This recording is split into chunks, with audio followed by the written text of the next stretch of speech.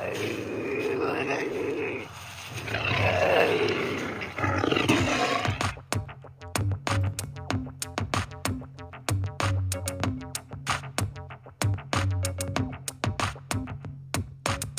blast off in my time machine. Third eye feeling like an Evazine. Blast off, blast off, blast off, blast off. Come blast off in my time machine. Third eye feeling like an Evazine. Blast off, blast off, blast off, blast off. Blast off on another episode of the Hero Paranormal Podcast, broadcasting from the base at La Madre Mountain, just south of Area 51. My name is Ryan, the original outlaw of the airwaves, bringing you an epic episode today. Super excited about today's podcast as we truly have a very special treat. We have a guest with intense knowledge of one of the hottest paranormal locations on the planet. A place known for portals, odd square chupa-like craft, Bigfoot-like entities, and an array of high strangeness that can only be likened to the events taking place in the Uinta Basin of Utah. Today's guest is none other than Trey Hudson, author of the new outstanding book everyone should read and have in their arsenal by the title of The Meadow Project.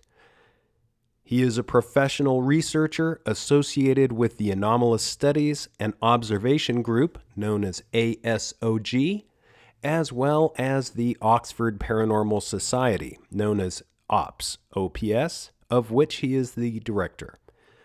With over 37 years of personal research experience in the field, Trey Hudson brings pieces of the puzzle concerning our reality, UFOs, ghost-like encounters, portals, and cryptid creatures to the proverbial table of truth with a scientific scrutiny, which is hard to compare to anything else. When I came across his work, The Meadow Project, Explorations into the South's Skinwalker Ranch, I became obsessed. Whether it be scientifically investigating portals, lights in the sky, or things that go bump in the night, Trey Hudson has carved out a slice of paranormal heaven in an area with a long history of high strangeness. A secret spot named BAZ, or the BAZ, the Blackwater Anomalous Zone. Leaving no stone unturned, he and a group of well-equipped, knowledgeable team members have investigated this location in a professional scientific manner for years, and the results are outstanding and amazing. With that being said, let's get to it. Trey Hudson, welcome to the Hero Paranormal Podcast. Well, Ryan, thank you for having me. I don't know who that interesting guy was that you just introduced. I'm just kind of an average guy that's stumbled across an amazing site. You had said you had a chance to read the book, so you get a little bit of a flavor for what exactly I'm talking to, and I'm really happy and honored to be with you today to share some of these amazing happenings with you and your audience. It really is a great book. Not only is it a page turner, but everything you delve into is just done with such professionalism. Let's get a little history, just general history about the area and what originally drew you to this particular area. Oh, that's a great first question. I am primarily a paranormal researcher. That's kind of, where I earned my chops in the paranormal, and I don't like the term ghost hunting, but in the ghost hunting realm. And I've always had a very strong feeling about following the folklore. If you look for the folklore, it might be a little bit outlandish and full of hyperbole, but usually there's a nugget, a tiny grain of truth that act as an incubator for the folklore. And this area is absolutely chock full of not only folklore, but actual reported sightings of the strange and anomalous goings on. What got me kind of focused on this area is I started receiving reports of a haunted road Like every community seems to have a haunted road. You don't go down this road at night. Mm-hmm. And the locals would say, whatever you do, don't go down that road. Them haints will get you. This is a kind of a rural part, back in the South.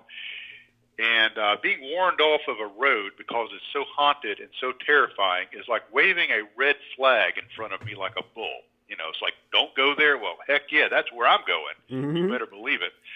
So it started off investigating this haunted road. And it turned out that the haunted road was not quite as advertised. But once you start peeling back the layers of the onion and looking down into the kernels of truth that are sometimes buried, beneath, years of folklore and retellings of tales, it turns out that this area is absolutely a hotbed for paranormal and other Fortean activities and goings-on. I started finding everything from reports in a macro sense, and I'm talking about, a multi-state kind of look in a macro sense, the 10,000-yard look. I started seeing UFO sightings, ghost stories, hauntings in all the various little towns in this region. And I started delving into the goings-on at the Blackwater Nature Preserve and also the contiguous counties. And I started finding a very rich history and, unfortunately, at times, a very tragic history of murders, bodies being discovered there. Started finding mutual reports of Bigfoot sightings, Sasquatch sightings, UFO sightings, digging into the records of the BFRO, MUFON, things like that. And it turns out that this haunted road perhaps was a little bit closer to the truth than I thought, but albeit not in a way that I originally had intended. It wasn't just a ghost thing. It was just an anomalous, phenomena thing. And we decided we were going to start looking into this area, and we discovered and ran across a meadow or a pristine mountain field, if you will, that turned out to be just one of the strangest and weirdest spots I've ever encountered in my life. Wow. Epic. And it seems like almost from the very start, you had some high strangeness that your team encountered, and your team is made up of very professional investigators, veteran special operations, all kinds of walks of life. And it seems like from the get-go, according to the book, you really sort of came in touch with this high strangeness. Oh, yeah, absolutely. I mean, the first thing that really turned us on, while myself and another researcher were off about 20 miles away investigating, this haunted road, back at base camp, one of my researchers, while he was minding the store, taking care of business back there at base camp, had an amazing UFO sighting. And just absolutely phenomenal. It was, he had a gigantic orb come up and traverse from right to left across the sky and then wink out. So, of course, we're like, okay, well, the so-called haunted road didn't really yield a lot of results, but we've got a doggone, world-class UFO sighting here. Let's hang around here. So as we started looking at doing aerial surveys of that area, within, a half a mile of where this UFO sighting took place, we found a field. And it's like, that would be an excellent place to start our research because it's a large open space and several factors came into play. From a researcher's perspective, number one, it's open. And anything moves across this field would leave tracks. It's a perfect track trap, that people talk about in the cryptid world. So that we were down on that. That looked like a very good location. It was also very open where if we were out there at night with our night vision and thermal equipment, anything that moved across this large open expanse, we would once again be able to see. It also had an open sky that we would be able to see a portion of the sky if we were out there at night. So this was a really cool place to kind of focus our initial research on. And it turns out it was an epicenter. And once it started producing, it hasn't stopped. And the cool thing is, once you think you've exhausted, all the types of paranormal and high strangeness, it throws you a curveball. We thought that we had everything kind of locked up as far as sightings of entities and strange chupas, that our team would disappear into when they approached. We thought that was going to be pretty much it. And then we started getting downloads of information into team members. And then other strange things, craft moving past our campsites, blacked out and strange stuff. So it's one of those unique gifts that just keeps on giving. Yes. And I was so blown away by many of the methods that you detail in the book. I absolutely loved the Estes method that you used for EVPs. What a genius move. And we may be able to get into that. Kind of jumping back to the meadow and the tracks. You have sent me some footage that is absolutely unbelievable. I'm not going to share it with anyone, but I can verify that everything you're saying is 100% true. I'm blown away by as you said, these chupa-like triangular areas where people seem to completely just disappear. And gosh, where to start? How did you come up with the idea of the Estes EVP method? And I guess we'll take it from there. Okay, that's a great question. Like I said, my background is primarily as a paranormal researcher. The Oxford Paranormal Society is a nuts and bolts, paranormal research group. We've been around since 2006. We're pretty well known. We've been a member of the TAPS family for quite a few years. So, we kind of, we have a very strong roots in that background. And back a few years ago, kind of your traditional haunted location referral started kind of petering out. So we decided to start looking elsewhere, start looking into the America's wildlands, see what we could find. And when we found this location, of course, being a paranormal guy, the Estes method is such a very, in my opinion, very good method of instrumental transcommunications that takes out any, preloading by the questioner and the receiver. Hopefully your audience is familiar with the Estes method. Is you basically do EVP sessions, but the person who is listening to the ghost box has on blindfolds and earmuffs. They can't hear the questions being asked, and their instructions are basically to repeat any intelligible word they hear. If they hear the word rutabaga, then they just speak rutabaga. And so it takes a lot of the preloading and preconceived stuff out of it. A lot of the matrixing, audio matrixing that people, say are issues with the ghost boxes. So I thought, well, why not? These my beliefs go back to some of the writings of John Keel about what he called ultra-terrestrials. I think that we're dealing with things that are interdimensional, and I actually use the term paradimensional instead of ultra-terrestrial, because I think that's what we're dealing with. And what a great opportunity to take this method, out of my ghost research toolbox and apply it to this. And, we use methods out of the cryptid research world. I'm a MUFON field investigator, so I use, tools out of that toolbox. So we decided to use the Estes method. And I neglected to send you the video of that actual Estes session. The transcript is in the book. But we actually believe that we were able to contact some sort of entity that during this session became very agitated when I started drilling down to the actual indicators and phenomenology of these portals or boxes. And it was just an absolutely amazing event, and it couldn't have gone any better than we thought. Mm-hmm.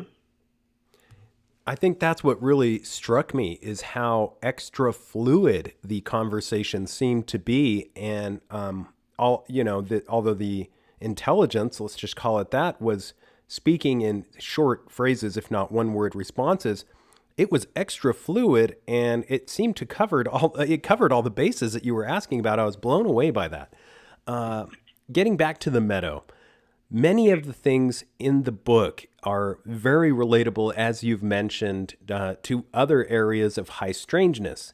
Something that really stood out to me is the GPS tracking of one of your investigators and his possible turning into we just don't know, but could we get into that scenario and how much land he covered and what kind of terrain and how he did so in straight lines?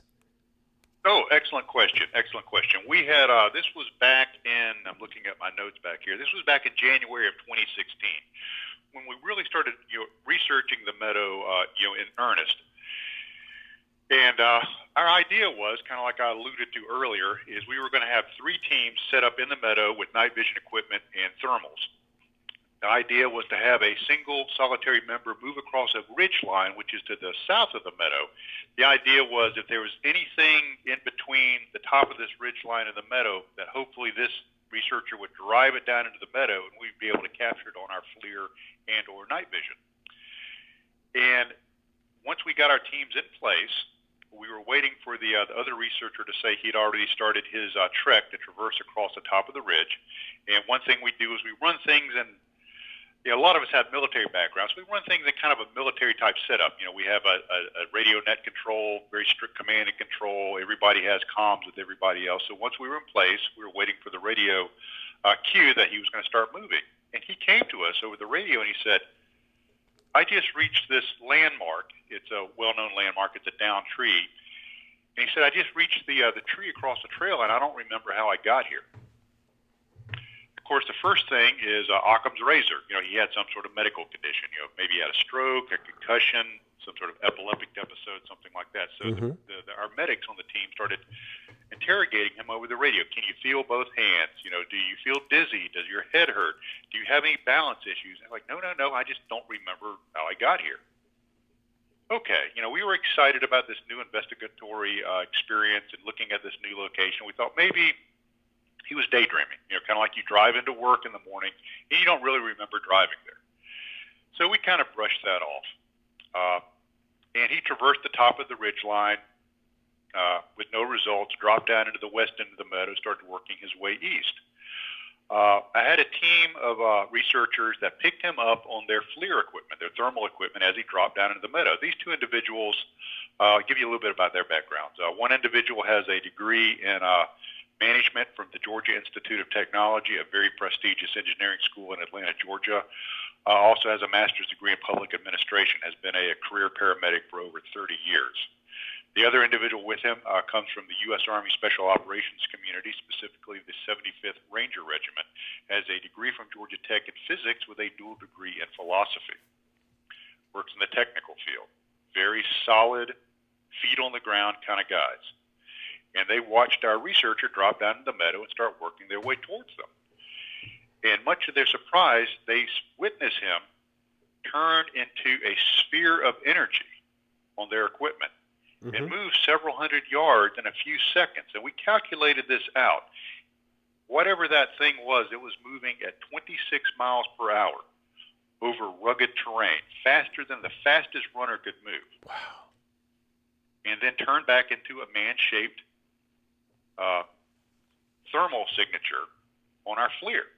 And they quickly radioed and they said, are you okay? And they saw this shape on their thermal, imagery. Bring a radio up to its mouth and respond, yes, I'm fine. Why do you ask? Well, perhaps you should come over here and us talk about it. So they met up and they explained what they saw, which was basically his heat signature, man-shaped heat signature, turn into a ball of energy, move several hundred yards over a few seconds, and then turn back into a man-shaped heat signature and walk over to them. And they said, what did you experience? And he's like, I don't know what you're talking about. I was just walking across the field. There was no change or nothing different to me from my perspective. So we were just arguing about this amongst the team members last week. Whose perspective changed? Who had their reality shifted? Was it the observer or was it the observed? And then you start getting into all kinds of quantum issues, when you start looking at it that way. So we thought, okay, well, that was kind of the strangest thing that's probably going to happen to us ever, and we were wrong. The next morning, the individual who had experienced the missing time and has changed into the sphere of energy came over to us with his GPS. A little bit about this gentleman's background. He is a retired law enforcement officer, spent many, many years doing backcountry search and rescue in the wilds of California. Back in the 80s, when they would literally drop you and your search dog off in a helicopter, and you were on your own until you were retrieved. So this guy has a lot of backcountry search and rescue experience. And as part of that, he always runs his tracking feature on his GPS. It always runs a track wherever he's at. That morning, he showed us his track from the evening before. And what it showed was several straight lines, those lines being several kilometers long, going from point to point. For example, point A to point B to point C to point D, several kilometers long. Straight lines. The only problem is you can't travel in a straight line over this terrain. It's too rugged. You can't travel in a straight line on foot, nor can you travel in a straight line by automobile. So I'm going to ask you, how can you travel in a straight line over rugged terrain? Yeah, it's something by the air. It's just impossible. It's something that can't be explained. I thought this was ultra strange. And it seems that there's many facets to this area you are investigating with your team. And at times it seems like there is a trickster element involved. Everything from sticks over backpacks to entire trees over trails. Could we go into the trickster type element that has been encountered?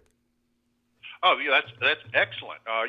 These areas all over the world that are hotspots for high strangeness often, as you said, have a trickster or a joker element to it. You can go all the way back in the Uinta Valley. You've got some of the tricksters there, and back in the First Nations folklore. And we're not immune to that. We had some of the trickster elements, as you alluded to, the stick across the backpack. We're exploring another meadow that was about 7 miles away. This one was very remote. We had to hike about 7 miles back to get to it, carrying all of our equipment with us. And the next morning, one of our team members had a stick placed, interwoven within the hip belt of his backpack. And there's a photograph in the book of this. His backpack had been left outside of a single-man bivvy tent. And one side of the stick was under the left side of the backpack, left side of the hip belt, and the top of the stick was over the right side of the hip belt, interwoven. And we explored where maybe this stick had come from. Could it have fallen from a tree? Could we have missed it the evening before? And we could not come up with an explanation. And gifting or tricking is very, very rich in the folklore of these areas. Another example of the trickster is we were set up in a campsite quite remote from the one that we were used to because of our COVID restrictions here in the nature preserve. And we started hearing a cat, a feline, meowing off in the distance. Now, it was one of those situations that we were so far in the back country, it makes no sense for a domestic cat to be meowing, at night. So we took our flashlights and our thermals, and we went out and scanned, all around the campsite and the surrounding areas for this cat, and we were never able to find it. So there's something almost kind of playing with us. I never really had a feeling of anything malevolent. I have had a feeling of something maybe being a bit perturbed and irritated with us, not cruelly irritated with it, but maybe we were just bothering it. And then there's also, like you said, a trickster element, most certainly. It's fascinating. And another fascinating aspect to this is almost, like a Men in Black feature or Women in Black.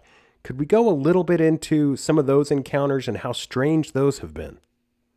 Oh, yeah, absolutely. That was probably the most unnerving aspect of all of this. We had the very, very strange encounter with the chupas or box-like portals or whatever you want to call them. And this was back in 2017. And after we had assembled our team and were doing a very quick in the field after action review, we decided that it would be wise to go back to our base camp, do a very formal on video after action review using some interview techniques to get as much information while it was still fresh on everybody's mind. And I received a radio call from my base camp operator, and he says, Trey, there's somebody here that wants to see you when you come back. And I'm like, yeah, okay, Glenn, I'll see you when I get there. We're getting ready to pack up our gear and head back. He goes, no, it's somebody else. So I'm painting a picture. This is in February at 10:30 in the evening, at night, in the wintertime, in the middle of nowhere. And there's somebody that wants to talk to me that's not part of our crew. So I get back there, and much to my chagrin, there's a vehicle that doesn't belong to us pulled up in our camping area, and there's a woman standing there waiting for me. And this woman is wearing loafers, slacks, blouse, and a blazer. a businesswoman, if you will, Mm-hmm. who seemed very, very interested in talking to me. And the first thing she said is she wanted us to drop everything we were doing and follow her down this deserted county road there in the nature preserve. And at the end of this county road, she said there was a dwelling or a structure that was inhabited by creatures that she described as monkey bears. I don't really know what a monkey bear is, but that was the term she used. Yeah. So I had a choice of taking my entire team and traipsing off in the forest with some strange woman down a deserted road to chase after legendary monkey bears, or maybe stay put where I was at. So sometimes discretion is the better part of valor, and I decided to stay where we were and not follow this woman because it just seemed off and odd. She was very off. That's about the best way I can put it. Mm-hmm. And she just continued and was very persistent about us following her. And I kept saying, "Have a good night. Thank you for coming." Trying to throw those social cues out there that most people would pick up. That means the conversation is over. Please leave us alone. And she wouldn't do that. And then she started getting kind of personal. She said, "Well, did you go to college?" I said, "Well, yeah, I did." She goes, "Well, what college did you go to?" And I said, "Well, I went to the University of West Georgia." And she says, "Well, I did too." So that's odd. And she goes, "Well, what's your degree in?" I said, "Well, my degree is I have a BA in psychology with a minor in anthropology." She goes, "Oh, I have a BA in psychology too." And I thought, okay, this woman's just messing with me. She's toying with me. Mm-hmm. So I was going to be smart. I was going to catch her up in a lie. And I said, "Well, that's very interesting. Who were some of your favorite professors while you were there?" And this woman actually started naming people I knew. So I have a businesswoman in the middle of the forest in the wintertime, 10:30 at night, that went to the same university I went to, has the same degree I have, and knows the same people I have. Wow. So statistically, what are the odds of that? Unbelievable. Rather remote. Mm-hmm. It gets even stranger. While this woman was talking to us, she excused herself, and she stepped away from our small gathering, moved about 20 yards away, still within the light of our lanterns and camp lights, and she squatted down and urinated in front of everybody. Jeez. And after that, we finally were able to convince her to leave. So I started thinking about this and going back and looking at some of the literature. You have a person who shows up out of nowhere, seems to want to distract you from what you're doing, your mission, is not properly dressed for the occasion, is wearing clothes that are unusual, seems off. Something about this person is off. They don't understand social cueing. They also don't understand polite niceties, like you don't urinate in front of people unless you're really, really friendly with them. So I started looking at all of these elements, and there's one group of people that falls, right smack dab in the middle of all these indicators, and it's what people call the men in black. So true. And not picking up on those social cues, everything, in my opinion, just fit to a T. And it is also, it seems like these areas tend to have, as a facet of the strange prism of high strangeness, they have that feature, that Men in Black feature. And I thought that your experiences with that are a very important part of this.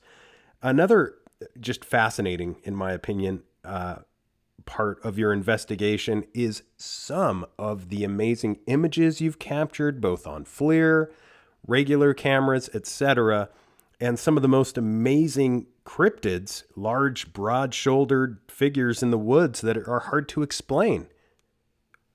Oh, yeah, absolutely. This area, like I said, has a very rich history of cryptid involvement. Many of the areas around where we were at and within just a few miles of the meadow have had numerous reportings of, Sasquatch, cryptids, things like that. We have video footage of large, broad-shouldered creatures watching us from the wood line, which was very interesting from the fact that the image was actually colder than the surroundings, not warmer. The FLIR was set up to indicate coolness. So the broad-shouldered figure was colder than the surroundings, which was very strange. Doesn't make a lot of sense. So, I put on my, paranormal ghost guy hat. And I'm like, okay, cold figures, that's a ghost.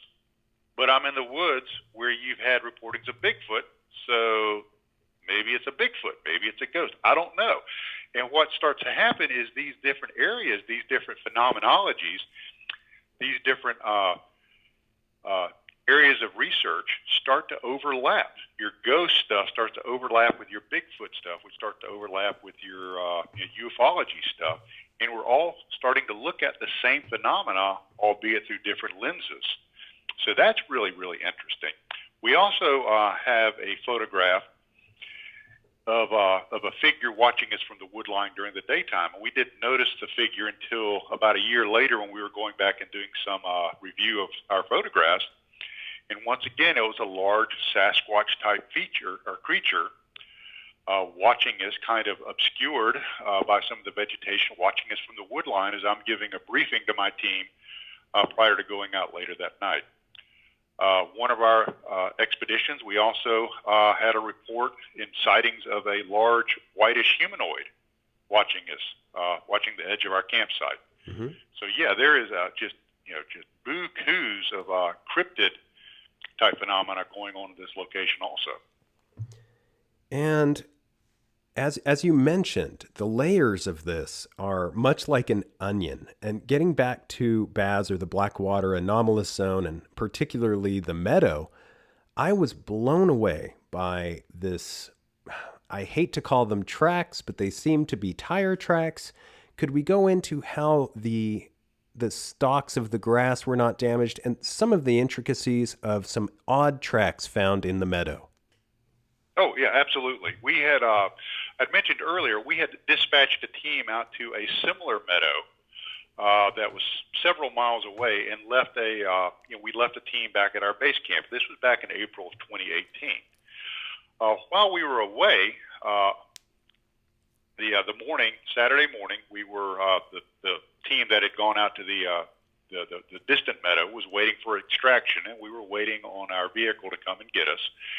And I had several team members decided they would take that opportunity, since they were still back at base camp, to walk out to the meadow and look at it.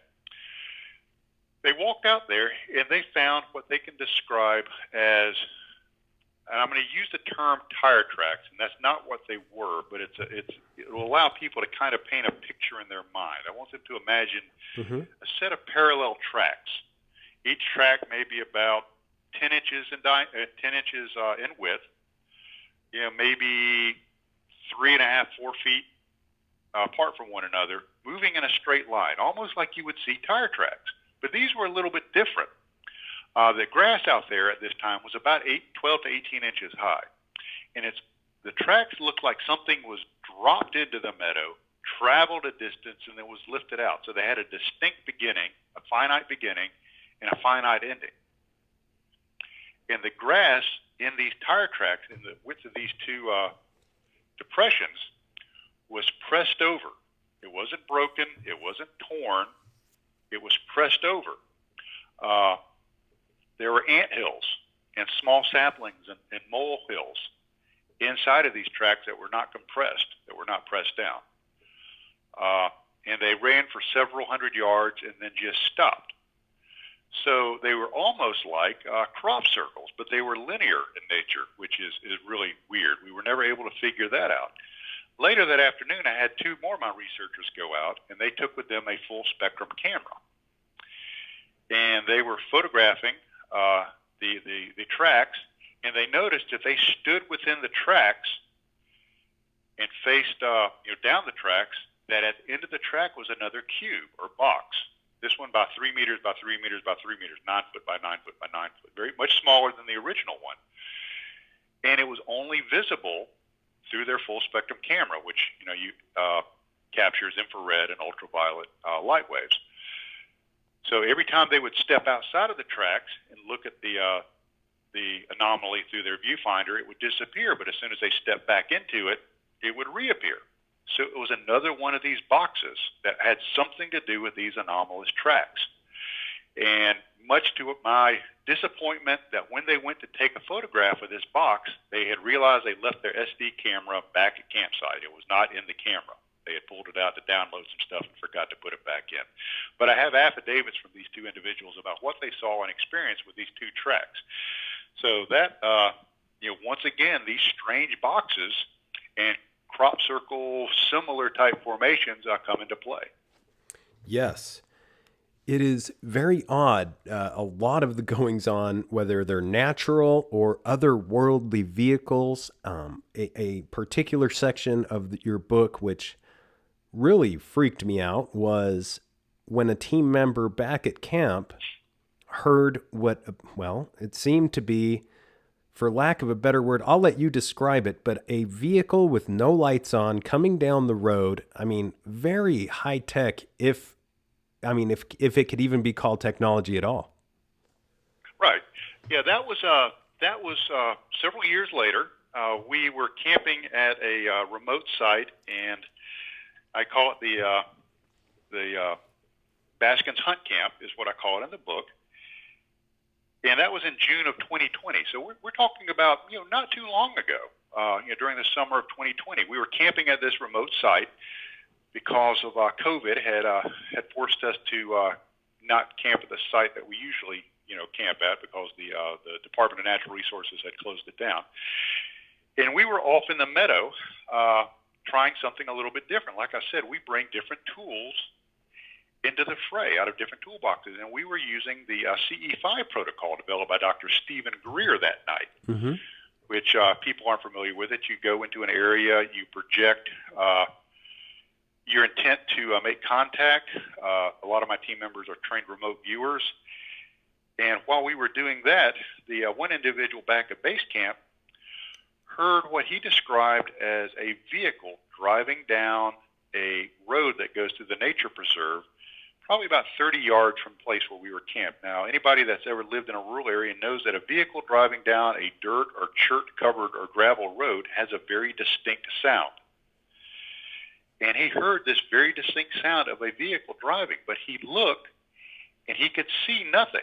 It was pitch black. It was about 10 o'clock at night, no moon. You could not see your hands in front of your face. That's how dark it was. And he heard this craft, and I'm just going to use that term because that's the best descriptor, move past the campsite on this road, no lights, and he heard what he described as faint voices out in the forest after this. Where it gets a little weird is the only way that you could drive down this road that night with no lights is if you had the most advanced military-grade Gen 3 night vision equipment. Mm-hmm. And why somebody would drive down a road completely blacked out with night vision was totally beyond me. He was also running his radiation detector at that time. And it's interesting to note that the background radiation of this particular area is about 0.08 microsieverts per hour. That's kind of average. But when this craft passed by our campsite and by my researcher, the radiation spiked up to 0.66 microsieverts per hour. That's really interesting because if anybody's been following some of the other research going on at places like Skinwalker Ranch, they're starting to detect these little micro variances in radiation and background radiation. Mm-hmm. So there's something going on about these little tiny spikes in radiation, and this was just another example of that particular phenomenon being recorded by my team. Absolutely. And it falls right into line with these areas of ice strangeness, the strange technologies, the spikes in your detectors. And something else that really spoke to me and I thought was very odd was you were very professional, and I commend you on that, on how you used radio silence and also how you communicated via radio, because this is an area of bad cell service. Something that really stood out to me in the book is how you were using call signs in talking to one another, and I'll let you kind of explain, but somebody was listening to your call, and not only that, they jumped in. Right. We several of our members are licensed amateur radio operators, and this area is so remote we have just really poor cell reception. So in order to communicate with remote camps and remote teams, a lot of times we use a high altitude repeater, a 2-meter repeater that's about 30 miles from our campsite, but it allows us tremendous coverage using our radio equipment. So, being, a 2-meter repeater, you have to be a licensed ham radio operator to utilize it. So we have to use our FCC issued call signs. And during this was the same night as the strange craft driving past the campsite, we got on the radio, and we were going to radio back to our base camp saying that, we're returning. So, a radio call goes something like this. 1, 2, 3, 4, this is 5, 6, 7, 8, 5, 6, 7, 8, go. We're returning back to base camp. We will see you in a few. Well, thank you very much. This is 1, 2, 3, 4. Thank you, 5, 6, 7, 8. 1, 2, 3, 4, out. 5, 6, 7, 8, out. That would be kind of how the flow of data would go. And while we were doing this conversation of us returning to base camp, a single female voice came in and repeated the call sign of the individual back at base camp, and we'll call him 1, 2, 3, 4. And it just was a female voice that came on and said 1, 2, 3, 4, and then nothing. This is very strange in a couple of reasons. Number one is amateur radio etiquette is you don't break into a conversation or a transmission unless it's an emergency. It's very, very rude. Number two is you're not always required to give the other person's call sign, but you are required by law to give yours. And this person that broke in never gave their call sign. Mm-hmm. And we only had one instance of that person giving the call sign of the individual that was back at base camp who had just experienced that strange craft driving past or gliding past. So wild. So wild. And there are so many wild instances like that in your book. It's just, there's no way we can hit upon all of them. Something that really stood out as well in your work is how the Meadow Project and the area that you are investigating seems to have very similar, I don't know what to call it, but your gear is shut down, batteries drained, things don't seem to be working in the field, and it goes as far as even vehicles locking and unlocking themselves. Can we get into some of those instances? Absolutely. Strange things and malfunctioning gear is just endemic at this site. We have literally had 2 drones completely fried operating at this site. I had my drone was damaged so bad by some force that I had to send it back and buy a new one. Another drone that we were using, which was a Mavic, very nice high-end drone, it got damaged so bad that it had to be sent back. One of our team members was using her high-end FLIR equipment. It was damaged so bad that it had to be sent back to the manufacturer. We have had vehicles that lock and unlock as recently as July of this year.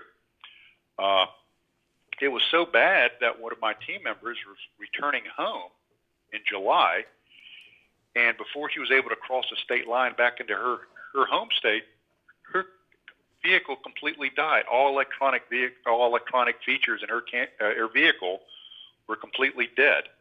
I've had camcorders that worked fine back at base camp, get out to the meadow, couldn't get them to work at all, come back to base camp, they worked fine. So this is, these types of electronic anomalies and malfunctions are very well known and very well recorded throughout all these various places of high strangeness. Very interesting. Also, it's important to mention, and one thing, you are currently and continually investigating this location. These are not things we're talking about that happened decades ago, and I really commend you for that. As we begin to wrap up, can you let our listeners know where they can support your efforts, keep up with your work, buy your books, and keep up with you? Oh, absolutely, absolutely. The best way to get the book, and I will say that it is in hardback, softback, audiobook, and ebook. So all the various types of book that's out there is on Amazon. And the easiest way to do that is just in the search bar, type in my name, Trey, Trey, Hudson, Hudson. It'll come up, and the book is titled The Meadow Project, Explorations into the South Skinwalker Ranch. You can go onto Facebook and type in Trey Hudson-author. That's my Facebook page. And also the Oxford Paranormal Society Facebook page is active too. So those are some of the ways that you can reach out to me. I've got some other projects in the work that I'm not really at liberty to go into, but I'm just trying to get this story out to as many people as possible, primarily because it's not my story. It's the world's story. It belongs to everybody, and I want people to experience the awe and the wonder of this remarkable and unique site just as much as I have. And we all thank you for that. It's as we delve into this peek behind the veil, something else that really stood out to me, and lastly, I want to kind of touch on it a little bit, is in the Estes sessions that you took place. They really are a special treat to read because the way they read is much like a conversation. And in this conversation, the word cold continued to come up. And I think you may have uncovered one of the layers to this onion and possibly connected the maybe something to do with Indrid Cold. Could we get into that just a bit? Oh, yes, absolutely. Indrid Cold, of course, is the protagonist of John Keel's during his book, The Mothman Prophecies. It was a mysterious entity that he keeps coming in contact with. It's interesting and somewhat fascinating that Indrid Cold is now also starting to become kind of rear his head once again. If anybody's familiar with the documentary series Hellier, Indrid Cold plays into that quite heavily. And I thought it was interesting that the word cold, literally came out of nowhere, that it was a phrase that was uttered is basically in absence of any other reference. But Indrid Cold, this entity known as Indrid Cold, is heavily involved in instances of high strangeness, especially when it involves interdimensional interactions. So that is something that we are certainly going to explore further, is the possible Indrid Cold interdimensional aspect of this whole phenomena and how it relates to the meadow. Yes. Another question that I'm sure there's been some instances of this. As you mentioned, you have a lot of veterans, special operations veterans, etc., and remote viewers on the team. Has anything come about from any remote viewing, or have any sessions been focused on the meadow, and what came of those? Yes, we have done. I have had a well-known remote viewer here in the U.S., somebody that I'm associated with, do a remote viewing of some of the instances. And what came out of this remote viewing was a potential abduction. Okay. A classic UFO abduction, which falls in line with some of the stuff that we're experiencing. I have one team member that has recurring dreams of creatures coming into their bedroom at night, hovering over them. This individual also had their vehicle die unexpectedly in a remote area. So that is something that we're going to continue to explore. Unfortunately, we're self-funded, so we don't have a lot of money. I'm hoping to get some funding up to have a hypnotherapist go back and do some regression, because I think that there are multiple layers that can be peeled back, and maybe we can get a truthful, if not unsettling, look at what might be going on underneath the surface. Great idea. And you do have some very exciting things coming up. We're going to have to hold our breath on those, but I know they are huge. Thank you so much for coming on the podcast, Trey. Everything you do and your approach to these mysteries is a very noble work. Please keep doing what you're doing, and we can't thank you enough for sharing your research transparently with all of us. Keep up the amazing work. And is there a site where listeners can go and donate towards your research? Oh, no, we're not set up as a 501c3 yet, so I'm afraid not. The best way people can support us is buy the book.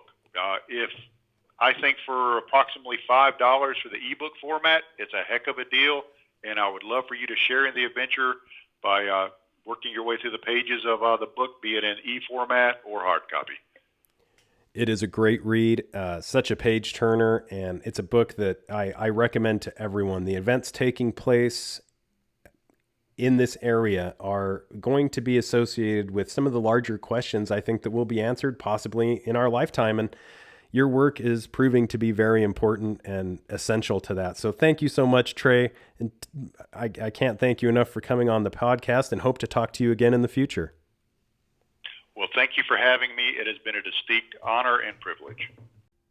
Trey Hudson, ladies and gentlemen. I've been so excited about today's podcast for some time, and it was a real treat to talk to him. The groups that he's involved with and directs, and the experience that he brings to the table is something that I believe is truly important. He is bringing pieces of the paranormal puzzle to the proverbial table in a way that is essential. And his scientific scrutiny, let's just say when I came across his work, I became obsessed, as you should as well. Definitely pick up a copy of the book to help him. It is called The Meadow Project: Explorations into the South's Skinwalker Ranch. Trey Hudson has really carved out a beautiful piece of the paranormal enigma in the Blackwater anomalous zone. We are going to hear a lot about it soon. And keep your eyes to the skies, feet on the ground, but don't forget to take a look around.